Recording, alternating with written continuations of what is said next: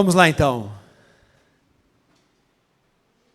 Sabe uma das coisas que eu acho realmente interessantes quando nós falamos sobre o ser humano e sua relação com Deus?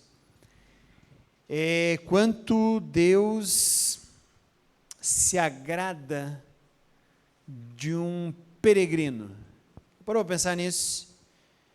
Peregrinação parece ser algo que faz parte da ação de Deus e de todo esse plano chamado Evangelho, mesmo depois que ele foi revelado para Israel como uma amostra, o autor de Hebreus vai dizer, como sombra do que haveria de vir. Parece que Deus colocou no ser humano sempre essa característica de ser um peregrino. É aquele anseio daquilo que a gente sempre fica procurando assim, puxa, mas eu não sei se eu estou no lugar certo, será que eu estou no lugar que eu deveria estar? E aí de repente você pensa assim, puxa, eu vou experimentar ir para outro lugar. Você vai, e você vê, e por algum momento aquele local até pode te dar algum tipo de conhecimento, satisfação, sustento, enfim, tudo aquilo. Mas você sempre fica pensando assim, tá, será que eu tenho que ir para outro lugar? E muitos de nós fazem várias e várias epopeias nesse sentido de, eu acho que eu não estou onde eu deveria, eu acho que eu estaria melhor se estivesse em outro local. E eu acho que isso faz parte do caráter de peregrino que Deus colocou no ser humano como um todo. Se você parar para pensar, o único lugar em que aqui na terra o homem esteve em seu lugar foi o Éden. Fora do Éden, o homem passou a peregrinar. E mais do que isso, o homem sempre tentou estabelecer habitação ou morada em um lugar específico para dizer, não, eu acho que é aqui. Começa desde a Torre de Babel, que é a grande cidade da Babilônia, ou aquilo que um dia já foi a grande cidade da Babilônia. Hoje estão lá e nós vamos ver alguns restos, e a gente paga caras passagens para chegar ali e ver algum restinho do que sobrou da grande Babilônia.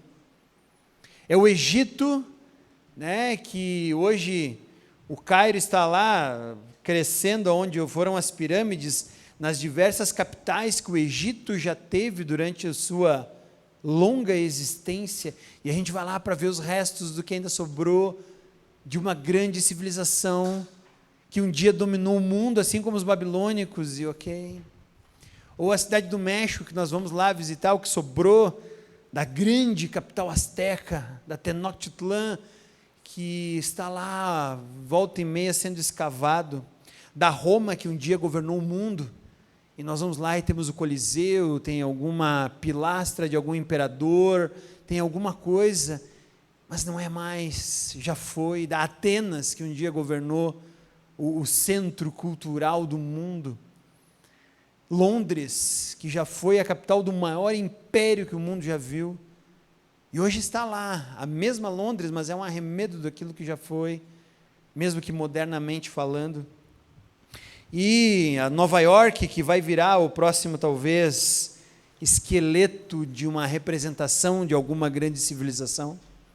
Chegará o momento, e quem sabe está chegando, em que Nova York não vai mais ser o grande ponto, quem sabe será Pequim, ou algum outro lugar. Mas durante a história do mundo, nós vemos então o ser humano expressando essa sua característica de peregrino, tentando transformar isso aqui naquilo que é o seu lar, e infelizmente não é assim.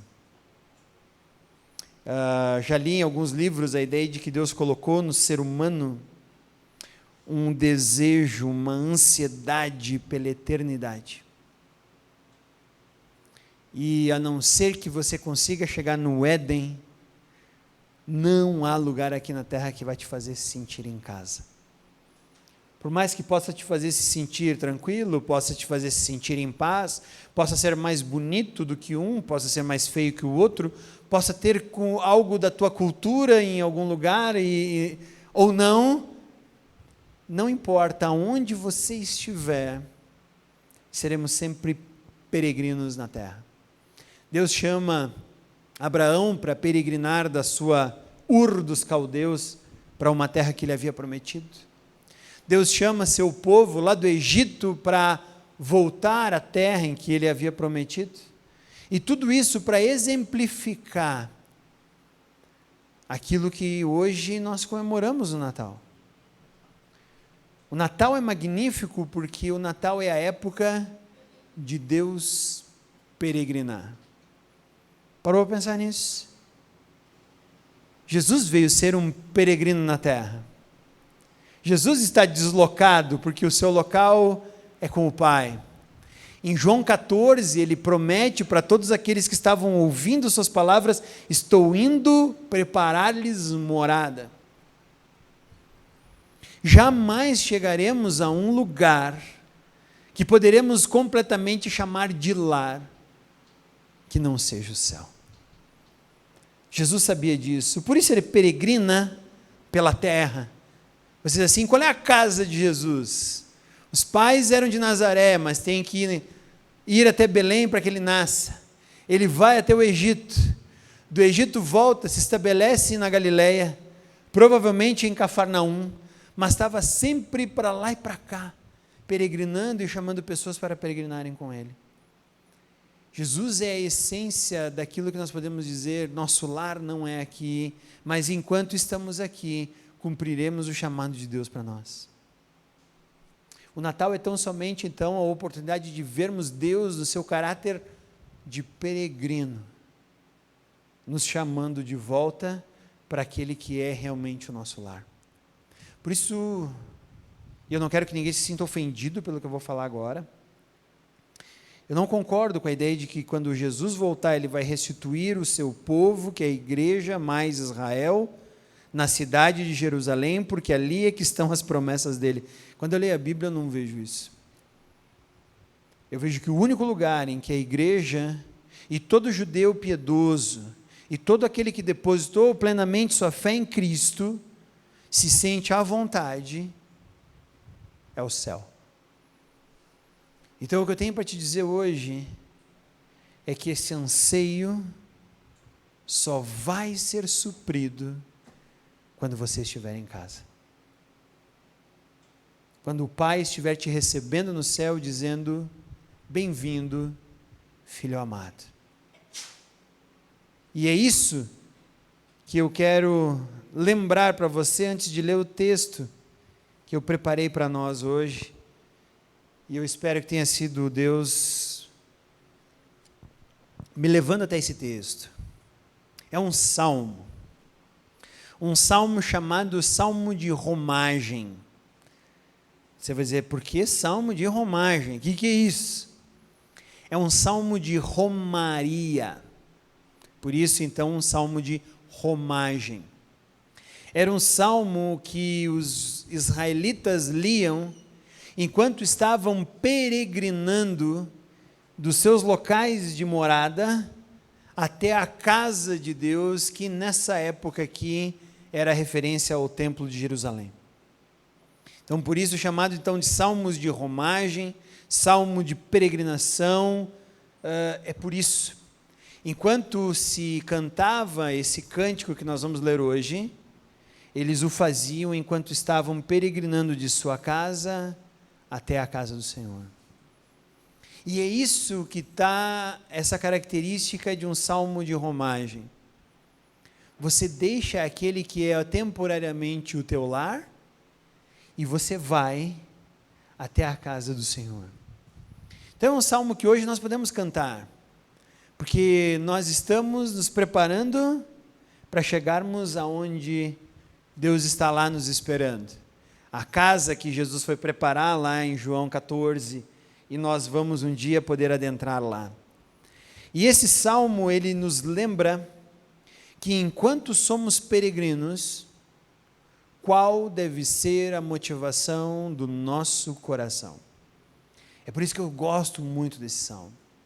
Aonde nós devemos realmente depositar nossa confiança, nossa esperança, nosso trabalho árduo, nosso suor, aonde nós devemos depositar isso enquanto estamos nessa peregrinação. Então o judeu, quando ele lia e cantava esse salmo, ele estava lembrando que ele era um peregrino nessa terra, e enquanto peregrino, qual deveria ser o lugar de tudo aquilo que ele tinha. Então vamos olhar o Salmo 127. Abra aí a sua Bíblia, no Salmo 127, um salmo de peregrinação, um salmo de romagem.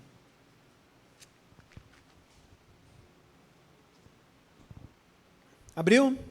Chegou lá? O Salmo 127 começa assim: se não for o Senhor o construtor da casa, será inútil trabalhar na sua construção. Se não é o Senhor que vigia a cidade, será inútil a sentinela montar guarda. Será inútil levantar cedo e dormir tarde, trabalhando arduamente por alimento. O Senhor concede o sono àqueles a quem Ele ama. Os filhos são herança do Senhor, uma recompensa que Ele dá. Como flechas nas mãos do guerreiro, são os filhos nascidos na juventude. Como é feliz o homem que tem sua aljava cheia deles. Não será humilhado quando enfrentar seus inimigos no tribunal. Primeiro momento, talvez você possa dizer: nossa, que estranho esse negócio aqui. Por que um salmo de peregrinação, o autor, que é Salomão, está nos fazendo lembrar de algumas coisas tão terrenas, até mesmo carnais?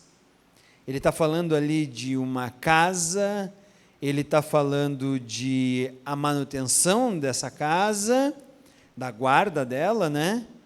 E do trabalho árduo que se constrói. Depois ele vai falar para filhos. Que história é essa nesse salmo? Como esse salmo pode nos ensinar hoje a vivermos como peregrinos aqui na terra? Como esse salmo aqui pode nos ensinar um pouco mais sobre o Natal e Jesus Cristo encarnado, sendo o Deus peregrino no nosso meio? Então vamos olhar algumas características deste salmo. Primeira coisa é que, vivendo como peregrinos aqui na terra, eu e você corremos o risco de perder o centro, o cerne da nossa existência. Primeira coisa que Salomão está alertando aqui, e Salomão sabia o que estava falando, porque a casa de Salomão era tão famosa que pessoas vinham de outros lugares só para ver o palácio que ele havia construído para si mesmo. Então, se você acha que você tem alguma casa bonita, olha o que Salomão fez, e era tão bonito que o pessoal vinha para ver a beleza do palácio de Salomão. O mais interessante é que hoje, se você visitar Israel, e você for até Jerusalém, você não vai encontrar essa casa. Ela foi destruída. Foi passado por cima por um exército, tocado fogo, e hoje está irreconhecível, em um local que sequer pode ser identificado. Algumas partes, talvez. E Salomão, então, nos alerta em algumas coisas. É que nenhum sucesso na vida pode justificar um fracasso espiritual. É isso que Salomão está nos alertando aqui. Nenhum sucesso na vida, ou nada nessa existência que você tem, pode te fazer se orgulhar, dizendo assim: ok, eu ganhei aquilo, mas espiritualmente eu estou em frangalhos. Salomão vai falar que é inútil construir uma casa sem que Deus transforme tudo isso em um lar. Salomão vai falar que é inútil construir uma casa, ou seja, gastar, investir, planejar. É inútil guardar e cuidar de qualquer bem, ou seja, lutar por segurança e tentar dar a maior segurança possível. E pior de tudo, é inútil trabalhar arduamente para manter tudo isso, sem que Deus seja o centro de nossa existência. Isso me faz avaliar em como é que eu estou nesse quesito. Eu entendo o meu caráter de peregrino aqui na terra? E qual tem sido o objetivo da minha vida? Será que é fazer grandes projetos e construções? Será que é manter vigilante aquilo que eu tenho para que ninguém tome? Será que é trabalhar de forma vã para que tudo isso possa continuar existindo? E aí eu vejo que nos primeiros 2 versículos, 1 e 2, se não for o Senhor o construtor da casa, é inútil trabalhar na construção. Se não é o Senhor o vigia da cidade, será inútil sentinela montar guarda. Será inútil levantar cedo, dormir tarde, trabalhando arduamente por alimento. O Senhor concede o sono àqueles a quem Ele ama. Esses 2 primeiros versículos, eles claramente falam a respeito da nossa existência hoje.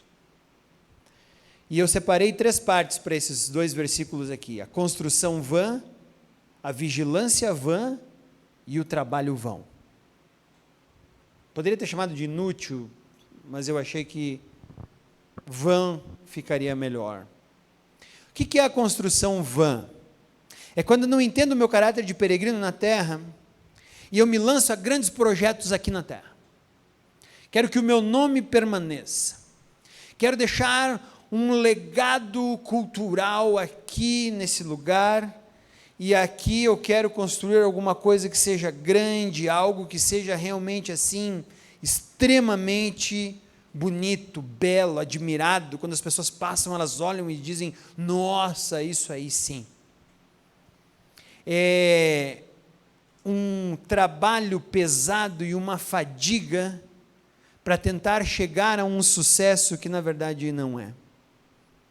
E eu vou dizer para vocês que eu já vivi o suficiente aqui em Caxias para ver belas construções sendo demolidas, reutilizadas, repaginadas. Eu já vi grandes construções começarem e pararem, e de repente você vê uma placa de vende-se, e você diz assim: o que aconteceu? Ah, essa família aqui, ela se desmanchou, agora eles estão num processo judicial, um quer o dinheiro do outro, então eles pararam esse projeto aqui, de mais de R$1 milhão, porque agora estão lutando litigiosamente para ver quem vai ficar com todos esses bens. E aquilo fica parado, deteriorando. Se você quiser saber, pode vir falar comigo. Eu sei de pelo menos 3 hoje em Caxias que estão largados ao mato, antes mesmo da sua construção, porque a família chegou ao fim. Será que vale a pena isso? Coisas vendidas às pressas, de qualquer jeito, para que cada um pudesse levar ou embolsar o seu dinheiro e continuar a sua vida. Se não for o Senhor o construtor da casa, será inútil trabalhar na construção. Como peregrino aqui na terra, eu tenho que saber que não importa, e realmente não importa, o tipo de habitação que eu vou ter, ou mesmo quantas habitações eu vou ter. Tem gente que, tem mais de uma, tem 2, tem 3, tem 4. Ah, é errado? Não, eu não estou dizendo que é errado, tampouco o autor está dizendo isso. Ele só está dizendo que tentar fazer isso, sem que Deus seja o centro e a glória de tudo que temos, é vão. E quem está falando aqui, lembre-se, é o cara que morava em um palácio. Segunda coisa é a vigilância vã. Não há guardas, não há seguro 100%, não há forma nenhuma de você manter um patrimônio, porque Deus tem que ser a nossa segurança. E isso ele não está dizendo: então não faz seguro, não bota alarme, não bota lá um cachorro. Ele não está dizendo isso. Ele só está dizendo que se Deus não é o centro, é vão a gente ficar tentando manter todos os bens que nós temos. E olha que eu vou falar para você que esse é um dos homens que mais bens teve na história humana.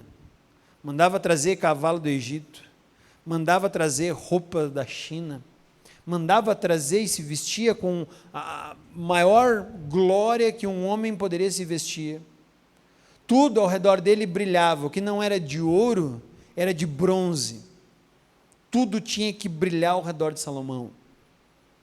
Conta-se uma lenda, a gente não sabe se é verdade ou não, que ele passava pó de ouro no cabelo.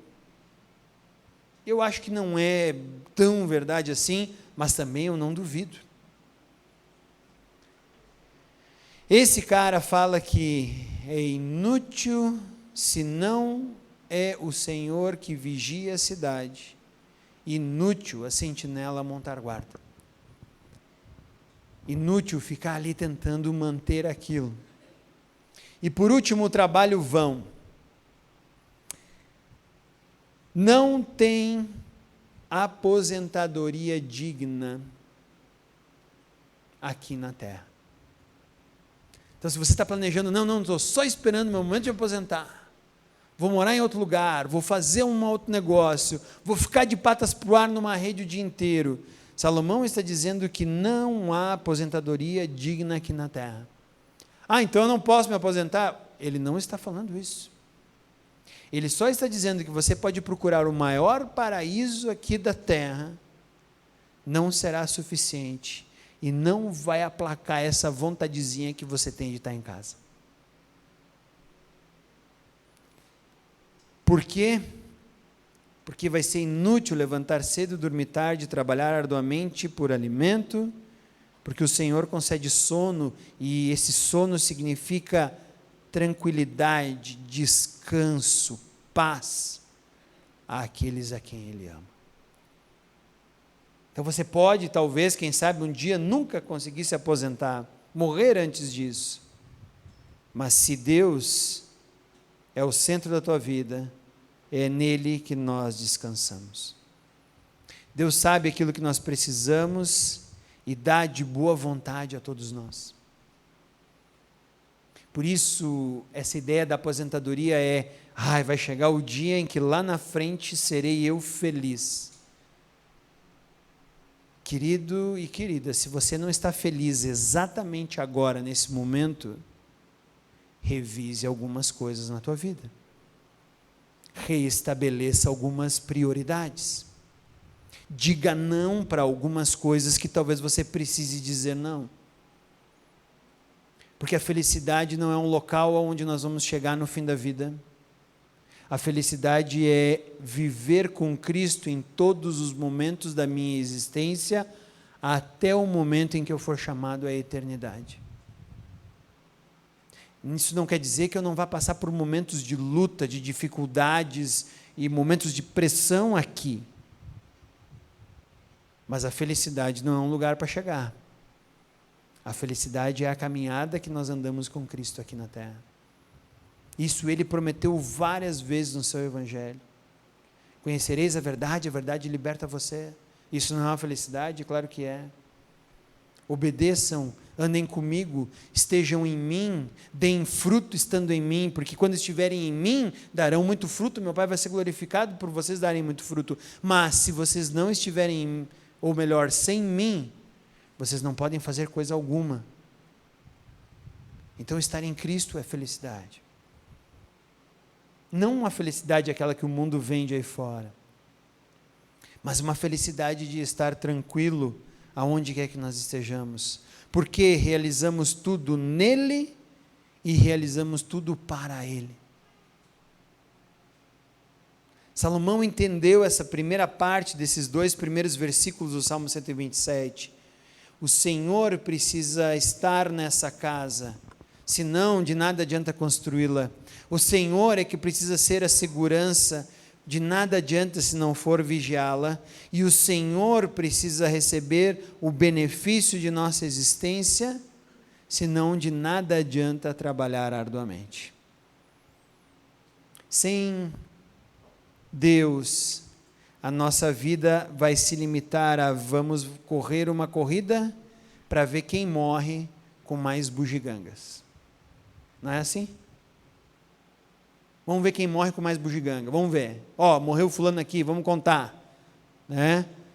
Como eu já falei para vocês, lendo um livro, o primeiro milionário do mundo que morreu foi o Rockefeller, o americano. E diz que alguém perguntou para o advogado do Rockefeller, durante o velório do Rockefeller, você poderia me dizer quanto foi que o Rockefeller deixou para a sua família? Não sabemos se ele era um repórter ou não, né? Porque quem conta a história é o advogado do Rockefeller. E durante o velório a pessoa vem com essa pergunta, e qual é a resposta que o advogado deu para esse rapaz? Ele diz assim, você não sabe? Deixou tudo. Deixou tudo. Não vai levar nada. A vida tem que ser mais do que uma corrida para saber quem fica com mais bugiganga. É isso que Salomão está nos ensinando. Primeira coisa, então, Salomão está dizendo, muito cuidado. Não viva essa vida para adquirir bens, sem que Deus seja a essência da tua existência, senão qualquer coisa disso vai ser fora da linha. Vai ser briga na hora de os herdeiros repartirem, vai ser uma confusão enorme de gente vendo o que vai ficar com o quê, e de nada vai adiantar. Então, qual é a essência, então? Olha o versículo 3. Os filhos são herança do Senhor, uma recompensa que Ele dá. Ele está dizendo que todos os bens materiais, alheios a Deus, de nada valem. Mas ele está falando que agora nós temos um presente que Deus dá, a família. E por isso ele começa dizendo, os filhos são herança do Senhor, uma recompensa que Ele dá. Todo investimento gasto na família, na construção da família, na aquisição de valores pela família, no bem-estar e no amor da família, esse sim é um investimento que nunca será inútil. Porque quem não tem filho, é filho. E precisa entender então que se eu não tenho essa herança, eu sou essa herança. Eu sou essa herança. Os filhos são herança no Senhor, uma recompensa que Ele dá. O que foi que Deus criou no princípio, logo depois de ter criado todas as coisas? A família, Adão e uma auxiliadora, uma ajudadora, na qual o Adão se sentiu exatamente igual, dizendo, essa sim. Esse é um grande investimento. Nós que entendemos nosso papel de peregrinação, sabemos que tudo o que vamos deixar de legado e valor, e não de bens, está diretamente relacionado à família que vamos deixar. E aí ele fala que esses filhos são como flechas nas mãos do guerreiro, são os filhos nascidos na juventude. Como é feliz o homem que tem a aljava cheia deles. Não será humilhado quando enfrentar os inimigos no tribunal. Então aqui agora nós temos a resposta desse cântico, desse salmo de peregrinação. Agora nós entendemos o porquê que no Natal Cristo não nasce no palácio mais bonito da terra. Agora nós entendemos porquê que os primeiros convidados para a festa do nascimento do Deus encarnado é uma meia dúzia de pastores que estava cuidando das ovelhas lá no campo. As pessoas mais simples possíveis. Chegaram ali de forma humilde dizendo, olha, com licença, Dona Maria, Seu José, a gente está aqui porque o bando de anjos mandou a gente vir aqui. Porque os anjos disseram que é aqui nasceu o Salvador. O porquê que Cristo não teve uma igreja bem elaborada, cheia de conforto, na qual as pessoas vinham para participar dos cultos e celebrações que ele fazia. Pelo contrário, usando roupa humilde, ele ia em busca de todos os peregrinos que estavam na terra. como nós falamos na última ceia a respeito da parábola do filho pródigo. Aí nós entendemos agora por que Cristo, ao mesmo tempo que tinha palavras duras para os religiosos da sua época, tinha palavras brandas com pecadores e pessoas que eram excluídas. Por quê? Porque esse é o objetivo. Se eu não entendo que eu sou peregrino na terra, eu acho que eu sou o dono desse negócio. Eu quero que todo mundo obedeça às fronteiras e às marcações que eu coloquei, que ninguém ultrapasse aquilo que é meu, que eu adquiri, que eu comprei, porque eu quero que aquilo ali seja a coisa mais confortável para que eu tenha, e eu coloco grades ao redor do meu terreno, eu ergo muros, eu compro uma cama confortável, uma televisão enorme, todos os canais possíveis, todo o conforto, boto Wi-Fi, boto internet por fibra ótica, que é super veloz, boto um banheiro bem amplo, cheiroso, um vaso com assento bem macio, e tudo isso achando que eu estou aqui para ficar. E Cristo, o Filho de Deus, veio dizer que tudo isso é possível. Então, se você tem, não se sinta constrangido. Mas sem a presença de Deus, sem o real sentido de que nós somos peregrinos na terra, é inútil e vão. E quando eu olho para o Salmo 127, quando eu olho para o menino na manjedoura, a pergunta que eu me faço durante todo o mês de dezembro é: como eu tenho levado minha vida? O que eu tenho valorizado? O que eu tenho tentado demonstrar? Será que eu sei que eu sou um peregrino aqui na terra, esperando o meu lugar preparado no céu? Ou será que eu vivo achando que minha existência é essa, então tudo que eu tenho que fazer é relacionado a essa terra aqui? Cristo veio nos alertar disso. As romarias que os israelitas faziam os lembravam disso, porque agora voltemos à essência desse salmo. Se ele é um salmo de romaria, é porque alguém deixou sua casa, que gastou muito para construir, trancou da melhor maneira possível para não ser assaltada, e agora está investindo um monte de dinheiro para fazer uma viagem. E cada passo que dava em direção a Jerusalém, essa pessoa estava dando um passo a mais na distância da sua casa.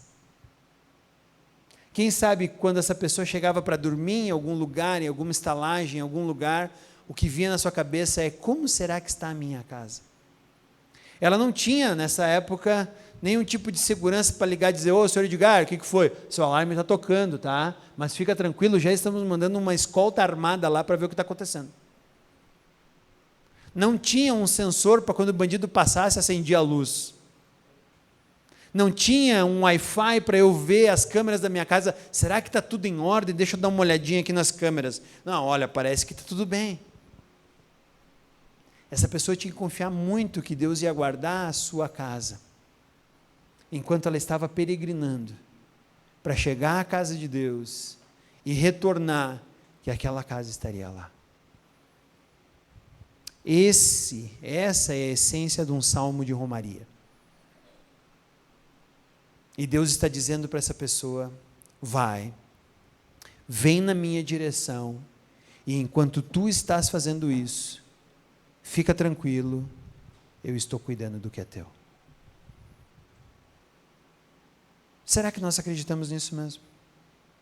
Será que cremos que enquanto estamos vivendo aqui na terra, Deus está cuidando do que é nosso e das pessoas ao nosso redor, enquanto caminhamos na direção dEle? Será que quando Ele nos chama para dizer: olha, eu preciso de um trabalho que você faça, eu digo: Deus, eu não posso agora, eu tenho que garantir aqui mais um mesinho de faturamento, eu tenho que garantir aqui mais uma venda, eu tenho que garantir aqui mais um mês de trabalho, eu confio no Senhor, mas eu preciso pagar o INSS aqui, para o governo depois me pagar proporcionalmente. Será que sabemos que nós somos realmente peregrinos na terra? Qualquer pessoa israelita que lesse esse salmo ia lembrar: estou indo na direção do Senhor e Ele está guardando tudo aquilo que é meu. Assim você e eu também temos que fazer.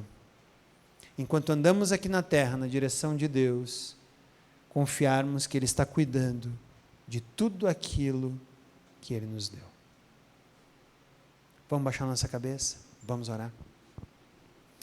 Senhor Deus, nós agradecemos por esse salmo que nos revela que enquanto andamos para Ti, na Tua direção, Tu cuidas de tudo aquilo que é nosso. Porque se Tu não cuidas, Pai, em vão, inutilmente é construir, inutilmente é vigiar, inutilmente é trabalhar para manter.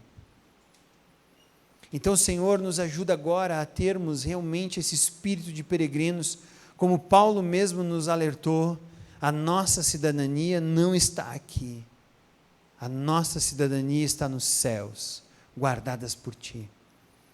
E agora, Pai, nos ajude a andar nessa direção, a essa cidadania. Não nos faz gastar tempo inútil e tão pouco esforço inútil aqui na terra, sem que Tu sejas glorificado, sem que Tu sejas honrado com tudo aquilo que fazemos. Senhor, nos ajuda a termos um espírito de peregrino nesse Natal, onde podemos olhar o Teu Filho sendo peregrino, deixando o céu, vindo aqui, nos revelar como é ser um peregrino aqui, que anseia o céu. Senhor, que cada um de nós possa comemorar, lembrar esse Natal, da forma como Tu pedes que nós sejamos peregrinos aqui na terra. Possamos lembrar que enquanto andamos na Tua direção, Tu estás cuidando de tudo aquilo que é nosso. E aquilo que não é, não queremos. E aquilo que não nos serve, não queremos. E aquilo que não Te glorifica, não queremos. Porque somos a Tua igreja.